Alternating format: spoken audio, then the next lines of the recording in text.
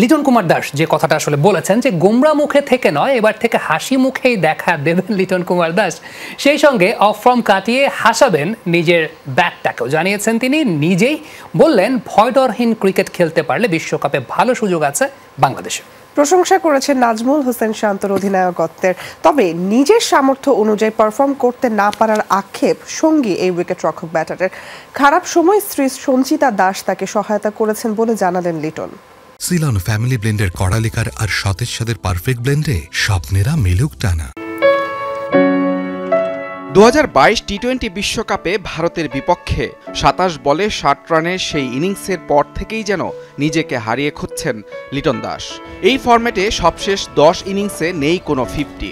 শুধু টি-20 নয়, সব সংস্করণ মিলিয়ে টানা 21 ইনিংসে 50বিহীন এলকেডি। আর এই অফ ফর্ম নিয়েও বিশ্বকাপে টাইগার টপ অর্ডারের বড় ভরসা তিনি। ক্যারিয়ারে নিজের সামর্থ্য অনুযায়ী পারফর্ম করতে না পারার আক্ষেপ ঘুচে এবার তাই বিশ্বকাপে নতুন রূপে দেখা দিতে চান Liton Das. Up to the not mark, মানে আমি যে লেভেলের প্লেয়ার বা যে পারফর্ম করা উচিত আমার, আমি সেটা করতে পারিনি। মানে জিনিসটা যদি এইভাবে বলি যে আমি যদি 100 রান না করি আগের দুইটা ওয়ার্ল্ড কাপে, এই ওয়ার্ল্ড কাপে যদি 101 করি, তার মানে বেটার কিছু করছি। সো যা করি নাই তার থেকে চেষ্টা করবো ভালো কিছু করার। ব্যাটে যেমন হাসি নেই, তেমনি লিটনের মুখেও হাসি দেখতে পারাটাও বিরল। অনেকটা অন্তর্মুখী চরিত্রের হওয়ায় মাঠে বা মাঠের বাইরে তাকে ফুরফুরে মেজাজে দেখা মেলে খুবই কম। এ নিয়ে কম সমালোচনার শিকার হননি তিনি। এবার তাই ব্যক্তি চরিত্রেও পরিবর্তন আনতে চান এলকেডি। এক একটা মানুষের ক্যারেক্টার এক এক রকম থাকে, বাট আমরা যে চিনে জানে হয়তো বা কাছ থেকে সে জানে আমি কতটা জলি মাইন্ডের। অনেক সময় হয় যে আমি মাঠে থাকলে হয়তো বা অন্যরকম ফেস শো হয় আমার। আমি চেষ্টা করবো নেক্সট টাইম থেকে হাসার জন্য, মানুষ খুশি হয়। টপ অর্ডার নিয়ে দুশ্চিন্তা থাকলেও বিশ্বকাপে বাংলাদেশের ভালো সুযোগ দেখছেন 29 বছর বয়সী এই ক্রিকেটার।